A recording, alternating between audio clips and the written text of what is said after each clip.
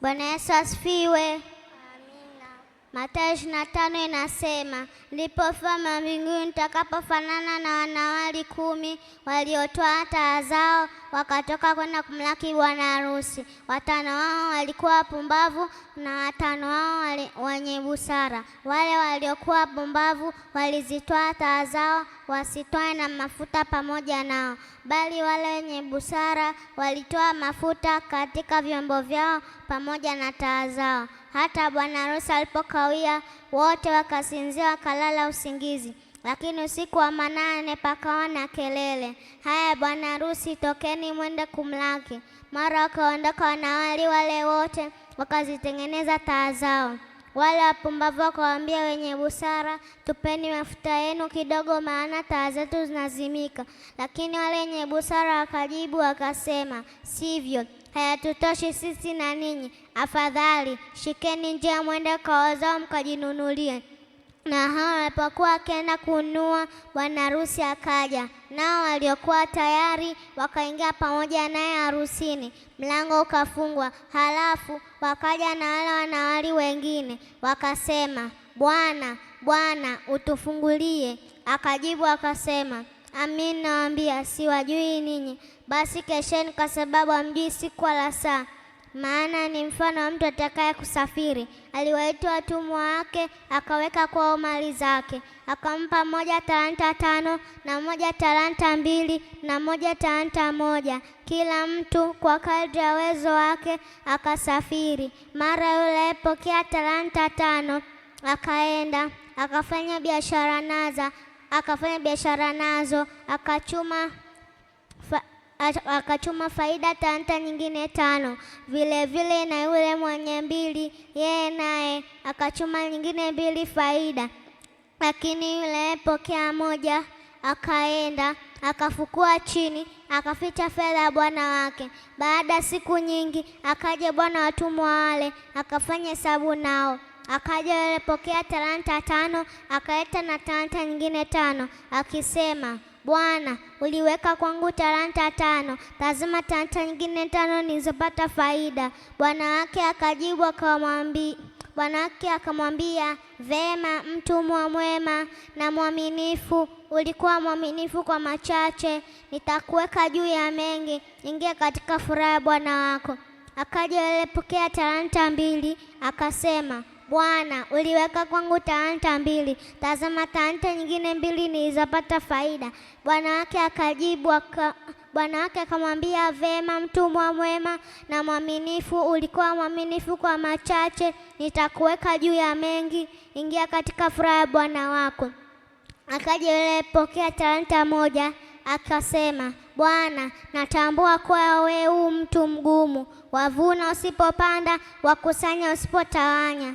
Basi nikaogopa, nikaenda nikaificha fedha yako katika ardhi. Tazama, unayo iliyo yako. Bwana wake akajibu akamwambia, we mtumwa mbaya na mlegevu, ulijua ya kuwa navuna nisipopanda na kusanya nisipotawanya. Basi ilikupasa kuiweka fedha yangu kwa toa riba, nami nikija ningalipata iliyo yangu na faida yake. Basi nyang'anyeni talanta hiyo, mpeni yule nazo talanta 10.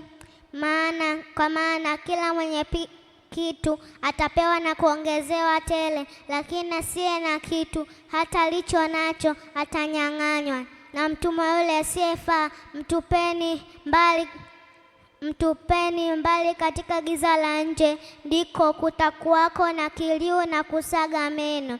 Hapo atakapokuja Mwana wa Adamu katika utukufu wake na malaika watakatifu wote pamoja naye, ndipo atakapoketi katika kiti cha utukufu wake, na mataifa yote atakusanyika mbele zake. Atawabagua kama vile mchungaji abaguavyo kondoo na mbuzi. Atawaweka kondoo mkono wake wa kuume na mbuzi mkono wake wa kushoto. Kisha mfalme atawaambia wale walioko mkono wake wa kuume, njooni mliobarikiwa na Baba yangu, urithini ufalme uliowekewa tayari tangu kuumbwa kwa ulimwengu. Kwa maana nalikuwa na njaa mkanipa chakula, nalikuwa na kiu mkaninywesha, mgeni mkanikaribisha, nalikuwa uchi mkanivika, nalikuwa mgonjwa mkaja kunitazama, nalikuwa kifungoni mkanijia. Ndipo wenye haki watakapomjibu wakisema, Bwana, ni lini tulipokuona una njaa tukakulisha, au una kiu tukakunywesha? Tena ni lini tulipokuona mgeni tukakukaribisha, au uchi tukakuvika? Ni lini tena tulipokuona mgonjwa au kifungoni tukakujia? Na mfalme atawajibu, atawaambia, amin nawaambia, kadiri mlivyomtendea mmojawapo wa hao ndugu zangu mlinitendea mimi. Kisha atawaambia wale walioko mkono wake wa kushoto, ondokeni kwangu mliolaaniwa, mwende katika moto wa milele aliowekewa tayari Ibilisi na malaika zake. Kwa maana nalikuwa na njaa msinipe chakula, nalikuwa na kiu msininyweshe, nalikuwa mgeni msinikaribishe, nalikuwa uchi msinivike, nalikuwa mgonjwa na kifungoni msije kunitazama. Ndipo hao pia watakapomjibu wakisema, Bwana, ni lini tulipokuona una njaa au una kiu, au mgeni au uchi au mgonjwa au kifungoni tusikuhudumie? Ndipo atakapojibu wakisema, amin nawaambia, kadiri msivyomtendea mmojawapo wa hao walio wadogo hamkunitendea mimi. Nao watakwenda zao kuingia katika adhabu ya milele, bali wenye haki wataingia katika uzima wa milele. Amina.